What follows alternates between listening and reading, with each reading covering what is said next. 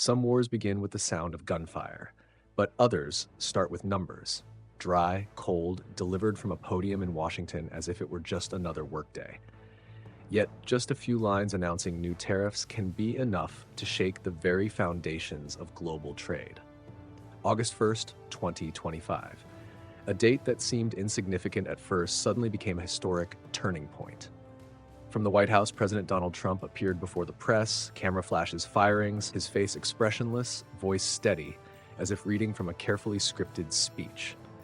But the content was anything but ordinary. The United States was officially imposing a 30% tariff on goods from Europe and Mexico.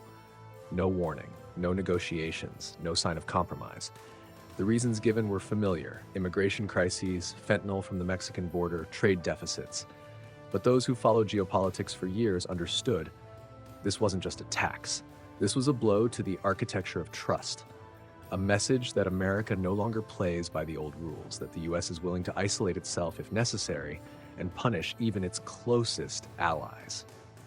And like a reflex born from years of pressure, just 1 week later, Canada and Mexico made a move that sent shockwaves through Washington. The Northern Corridor, a transcontinental trade route, was officially activated. A massive logistics project spanning over 4,400 kilometers connecting Prince Rupert in Canada to Mazatlan in Mexico. It wasn't just a road, it was a statement. We can go another way, and this time we don't need to go through your land. No US customs, no border gates, no import taxes, no one has to stop in Laredo, Texas, and not a single dollar flows into the US Treasury from the containers now on the move. A perfect arc. A counterstrike made of infrastructure, a weapon that makes no sound but sends chills through policymakers in Washington. What surprised observers wasn't just the speed of the announcement, but the precision in every step. Because building a corridor like this isn't a knee-jerk reaction. This was a plan long in the making, just waiting for the right moment. And that moment came when Trump made his move. America's 30% tariff policy was like a lightning bolt illuminating a chessboard that had already been set in the dark. It forced every piece into motion. While the US thought it was pushing back against foreign goods, it didn't realize it was also pushing its allies out of orbit. No one said it out loud, but everyone saw it clearly. The world was looking for a way out from under Washington's shadow. Because when politics becomes unpredictable, people turn to things they can count on, like railways, seaports, and streams of data flowing on blockchain platforms. And so, while experts were still analyzing numbers and weighing the economic fallout of the new tariffs, thousands of kilometers away from Washington, the cranes at Prince Rupert began to move. The first container trains departed the port, carrying not just goods, but a strategic message. North America now had a new route, one that didn't pass through the United States. That's when people began to understand. In this undeclared trade war, infrastructure is no longer just a logistical tool, it's a weapon. And in a world where everyone fears being cut off from supply chains, the country that controls the route controls the game. Canada had taken the lead, quietly but decisively, just as the US turned its back on the partners it once called its closest allies. This is no longer just about a few percentage points in tariffs, it's about a confrontation without gunfire. A war fought with concrete, steel rails, deep water ports, and intelligence systems that are quietly redrawing the map of North American power. And it's only just begun.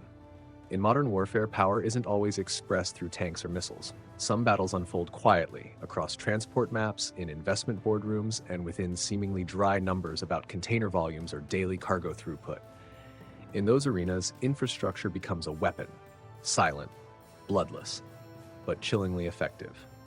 Canada understood this early on, and they've been preparing for this moment for over a decade. It's no coincidence that Ottawa poured billions into the Pacific Gateway project back in the 2020s. They weren't just giving Prince Rupert a facelift, they were preparing for a scenario. When the United States was no longer a reliable transit hub, Canada would need its own path. And that path began on the icy western coast, once seen as the edge of the map, now becoming the starting point of a transcontinental trade route. Prince Rupert is no longer just a port. It's the fastest gateway for goods entering North America from Asia.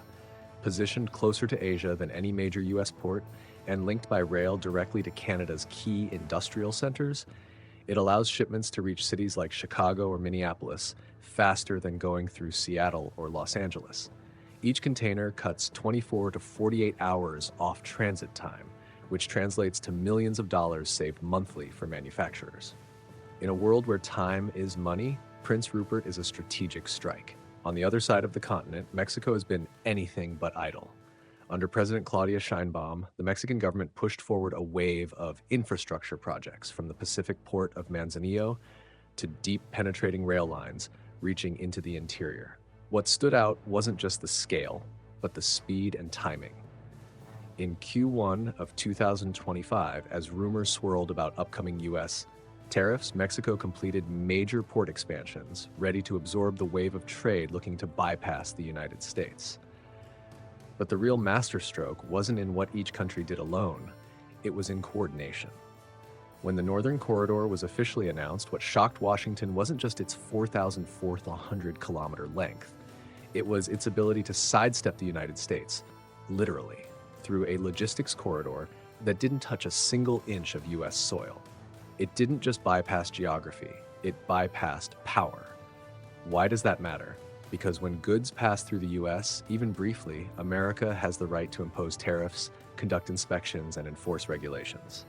But when shipments move from Prince Rupert down Canada's railways into Mexico and straight out to sea, the U.S. has no authority.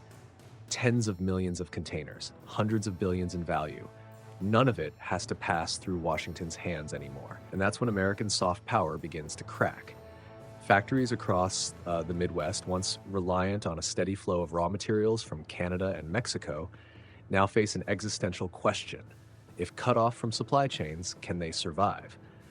And while the Trump administration doubles down on protectionism, convinced it will bring jobs back to America, the new routes are quietly redirecting capital to places not threatened by executive orders from the White House.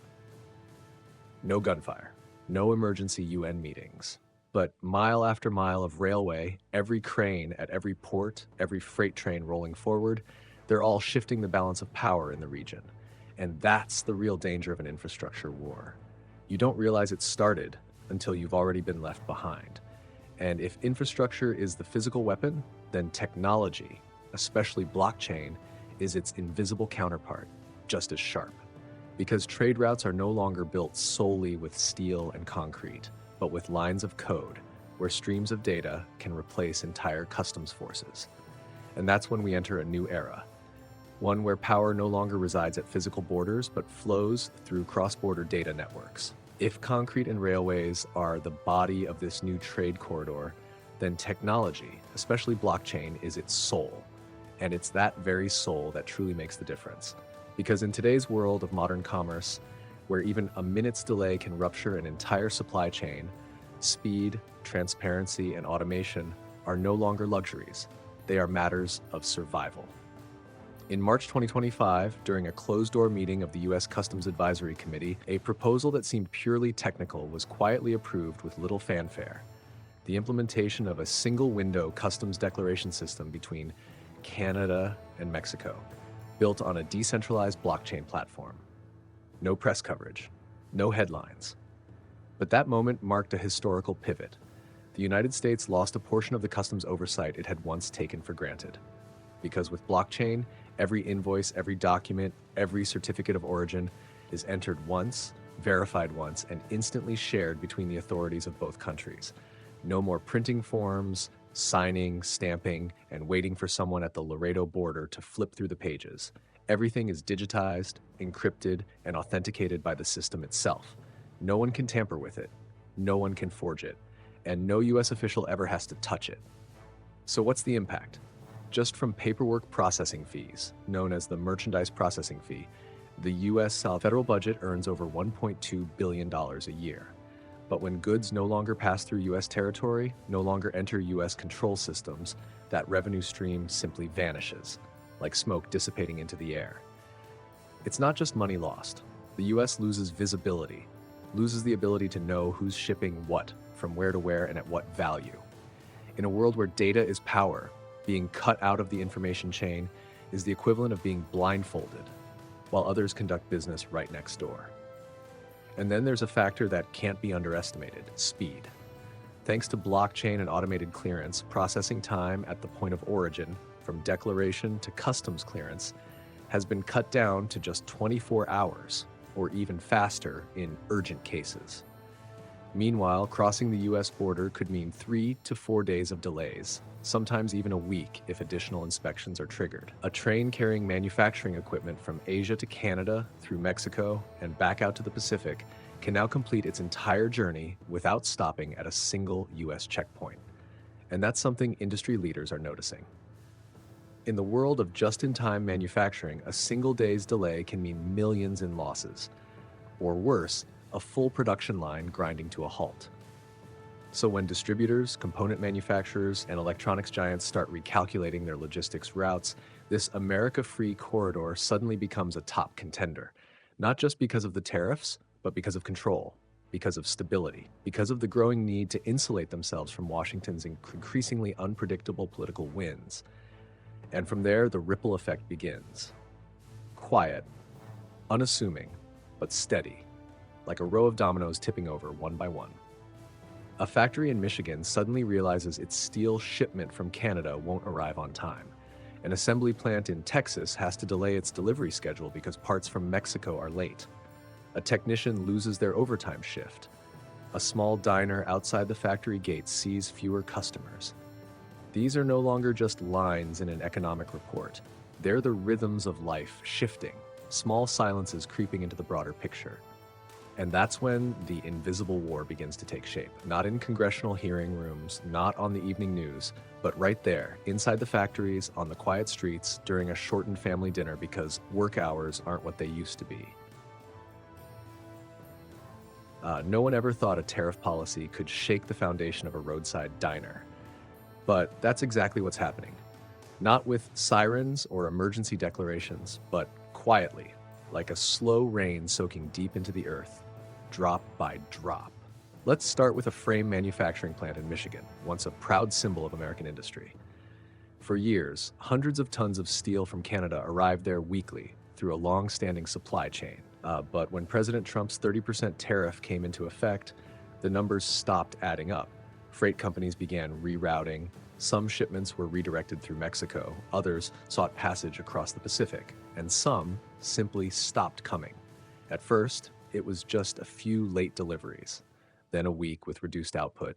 Eventually, the assembly line had to pause for hours each day due to missing parts. That's when the production manager had to revise the shift schedule. A few temp workers were cut first. Then came the layoffs of more seasoned but less tenured employees. No one said much, but everyone knew they were victims of something far bigger, something beyond their control. Not far from the factory, a small diner, once serving breakfast to hundreds of workers each morning, began to empty out. The owner still kept the coffee pots full, still played soft music in the mornings, but the chairs sat empty more often than not. Some mornings, only a handful of sandwiches were sold, and soon she began to consider closing on Mondays, then Tuesdays, and maybe the whole week next. Not because she wanted to, but because the people who used to pass through her life had vanished. In a recent report, economists noted that even a 10% shift in North American trade volume to the new corridor could cost the U.S. tens of billions of dollars annually, not just in lost tariff revenue, but in lost jobs, lost purchasing power, and lost lifelines that once connected businesses, workers, and communities. That won't immediately show up on a GDP graph, but it's there, in the anxious eyes of the mechanic who just lost his shift, in the sigh of the inventory clerk laid off in the middle of winter, in the hollow silence of a diner that once buzzed with the life of a working-class neighborhood. It's the domino effect, beginning with a dry policy document, but reaching all the way to the dinner table of a blue-collar family. The world may seem vast and complex, but at times it's surprisingly fragile. A small shift in trade policy can create ripples whose center no longer lies in the White House or the Department of Commerce, but in every corner of a town, every factory floor, every street that's just a little quieter than before. And while ordinary people struggle to adapt, at higher levels, a silent but decisive reordering of the global game is underway. Because in this era, trade routes don't just carry goods, they carry power. And the nation that controls the route controls the rules. When Prince Rupert or Mazatlan becomes the central hub instead of Seattle or Houston, when multinational corporations move their logistics bases to Canada instead of California, when freight trains no longer stop at American ports, it's not just supply chains that are changing. Diplomatic balance begins to shift as well. There's no need to fire a single shot. Just open a new port, sign a new freight contract, lay one more rail line, and the world, like a chessboard, is rearranged again, square by seemingly unimportant square. Throughout human history, the greatest empires were not built by armies alone, but by roads. The Silk Road connected ancient China to Europe. Maritime routes turned Portugal and Spain into lords of the seas. And by the 21st century, it became clear, those who control the ports can shape diplomacy. That's why the Northern Corridor is no longer just an infrastructure project. It has become a strategic lever, one that allows Canada and Mexico to shed their roles as junior partners bound to Washington's itinerary, and for the first time, redraw the map of trade on their own terms. No fanfare, no confrontation, just quiet control over where the goods come from and where they go. And suddenly, the cards in their hands have never looked stronger. In 2024 alone, total trade between the US, Canada, and Mexico surpassed $1.6 trillion, a staggering figure. But if even just 10% of that, around $160 billion, were rerouted through this new corridor, bypassing US territory, it wouldn't just mean lost tariffs or inspection rights. It would mean losing the central seat, losing leverage, giving partners the ability to dictate terms without the fear of reprisal. In upcoming trade negotiations, Canada and Mexico will no longer hold their breath, waiting for America's verdict. They can lay out the new route on the table, cite container volumes, delivery times, port capacity, and clearly say, we have a plan B. And that plan B isn't just effective, it's symbolic. When a multinational company chooses to set up its distribution hub in Vancouver instead of San Francisco, it sends a political message. When logistics firms start shifting their fleets from Houston to Mazatlan, it marks a restructuring of influence. And when non-US ports start winning key contracts, American diplomats lose a once powerful bargaining chip, the claim, we are the indispensable gateway to trade. That power, the power to write the rules, to decide what's negotiable and what's non-negotiable, is slipping from Washington's hands. Not with a fiery speech, but with the quiet whistle of a freight train pulling out of a distant port. Behind every container that departs from Prince Rupert is a shift in the balance of power. Every shipment cleared through the Canada-Mexico blockchain system is a subtle message. The old order is cracking. And unless the US adapts in time, it may no longer be the one calling the shots, but just another player at the table, listening while others write the terms. And then the larger question begins to echo, not just in economic forums, but in cabinet meeting rooms, where strategists now stare at maps and ask themselves, who will truly be in the driver's seat of North American trade in the coming decade? Because this corridor is not merely a logistics initiative. It's a quiet declaration of autonomy, of the right to choose one's own path, and of a world that no longer has to depend on a single center of power. And the world is watching to see, how will the United States respond? Will it reclaim the wheel, rebuild its leadership role? Or will it keep coasting on old momentum, and lose the driver's seat it once held so firmly? There are moments in history that don't arrive with a thunderclap, but with the quiet motion of a train wheel rolling into motion, or the first container being loaded at a distant port outside of the United States. And from that moment on, the world is never quite the same. For decades, North American trade revolved around a single axis, the United States. Every major decision waited for a nod from Washington. Every route seemed to lead toward American ports, as if that were simply the natural order. But that order is now being challenged, not by distant rivals, but by America's own longtime allies, Canada and Mexico. The Northern Corridor isn't just an infrastructure project, it's a choice, a statement, a way for nations to say they no longer wish to orbit around a single center, but instead can become centers of gravity in their own right. Prince Rupert, once an obscure name, has become a symbol of strategic realignment. Mazatlan, once a second-tier port, is now the destination of long-term logistics planning. Every mile of new rail laid down, every blockchain system integrated, is one more push to edge the US out of its role as the default controller. And if it doesn't act, America may soon find itself no longer in the driver's seat, but an unwilling passenger, swept along by trade routes it no longer charts. The question now isn't just who can build more ports or who has better customs tech.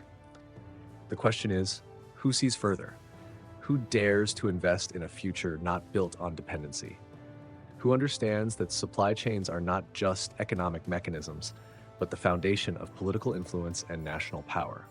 If the US wants to maintain its leadership, it will need more than tariff orders.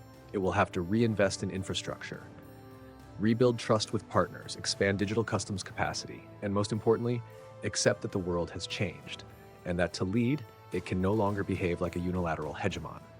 But if it doesn't, the wheel may quietly shift toward Canada and Mexico, nations now proving that consistency, long-term investment, and strategic cooperation can redraw the balance of an entire region. No slogans needed, no grandstanding, just steady trains, stable ports, and behind-the-scenes agreements implemented at the right time, in the right place. And so, when people look back at the North American map of 2030 or 2040, they may no longer see Washington at the center. Instead, they may see a three-dimensional playing field where power flows not through speeches, but through the movement of goods, data, and trust. So, what about you? Who do you think will truly be in the driver's seat of North American trade in the years ahead? Leave your thoughts in the comments. And if you found this analysis valuable, don't forget to like, subscribe, and stay tuned for more sharp, deep, and inspiring stories in global geopolitics. Thanks for staying with us through today's journey.